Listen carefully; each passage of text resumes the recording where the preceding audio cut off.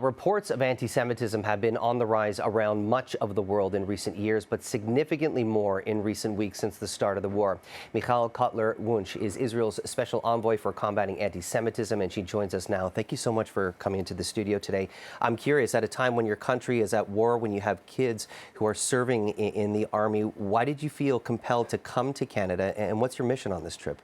Well, the most important thing to me was actually to be able to convey the sense of urgency and existential nature of this war, not just on the state of Israel, not just in an Orwellian fashion on Jews around the world, that in the wake of the atrocities of October 7th, Jews around the world are targeted, but actually, as I see it, on our shared civilization, on our shared humanity, on foundational principles of life and of liberty that October 7th not only challenged, but waged war on, so that if I am not able to relay that sense of urgency and understanding in places like Canada, where we see anti-Semitism on the rise, again, unfathomably, on our streets, on our campuses, online, then this is something that has to be made very, very clear around the world. I want to touch upon that because part of anti-Semitism, it's constantly transforming.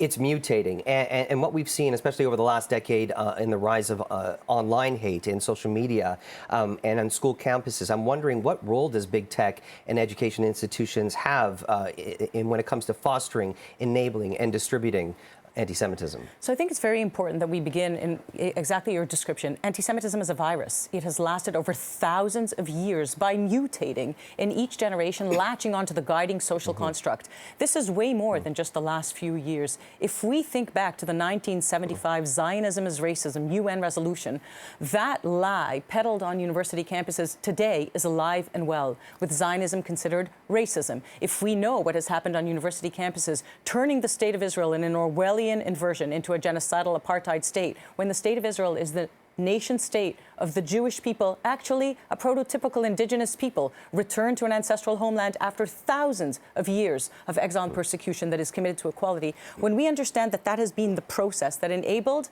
the calls, I'll say, the annihilationist calls from the river to the sea, because from the river to the sea is the complete annihilation of the state of Israel. It is the Hamas charter that calls for the annihilation of Israel and for the murder of Jews in the same Nazi call for the murder of Jews.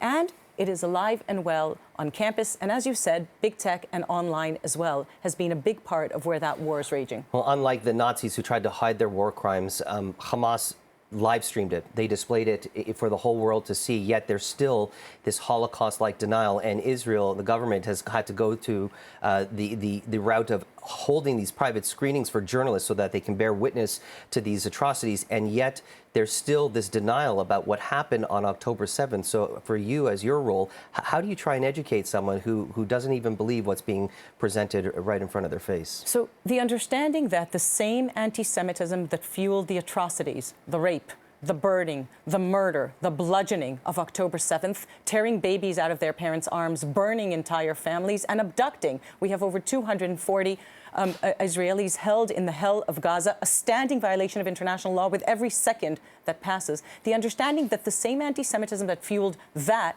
is the anti-Semitism that fuels the response to it, that denies, that excuses, that justifies, that calls for more of it. The same genocide here on the streets of Canadian cities and around the world. That understanding, in many ways, I think, is that the masks were pulled off on October the 7th. And we have a critical role and responsibility at this moment to name it. And the naming of it, and you mentioned it before, the current strain of anti-Semitism is anti-Zionism. It is the very denial of the state of Israel to exist in any borders, from the river to the sea, if you will. It is not a political or conflict about land. This is about the denial of the state of Israel to exist, as I said, with the dehumanization, the delegitimization, and the double standards in all of those institutions where anti-Semitism rages, international institutions like the UN, campus, university spaces, the streets, and digital platforms that enable the nation state of the Jewish people to be targeted just like the individual Jew.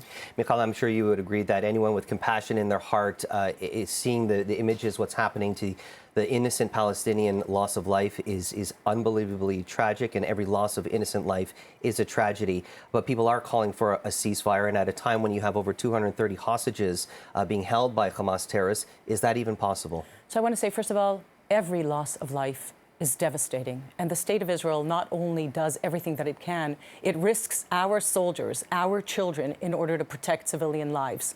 What has to be very clear is the call needs to be from Palestinian voices, not in our name. The atrocities of October 7th have to be condemned unequivocally, especially by those who care for the rights of Palestinians and hope for peace or a two-state solution.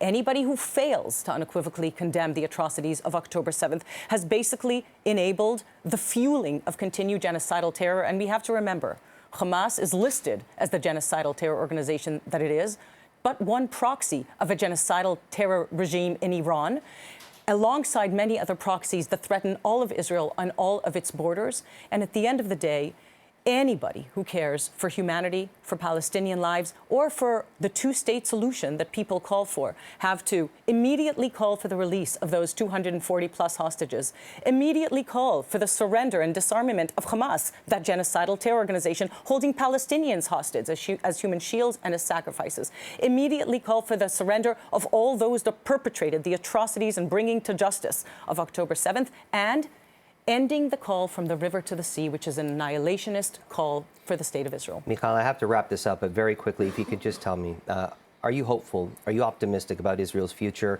the future of the Jewish people, and the future of the relations and living side by side with its Palestinian neighbors? You know, we Jews have hope as part of our DNA. The national anthem of the State of Israel is Hatikva, but I quote the late Rabbi Sachs, who differentiated between hope and optimism and made very clear that we understand that hope requires action and courage.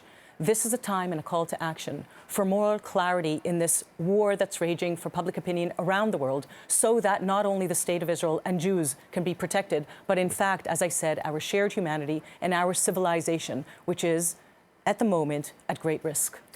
Michal Cotler-Wunsh, Israel's Special Envoy for Combating Antisemitism. I appreciate you coming into our studio and having this conversation, and wish nothing but peace for everyone back home in Israel and on the Palestinian side as well. Thank you, absolutely. Thank you so much.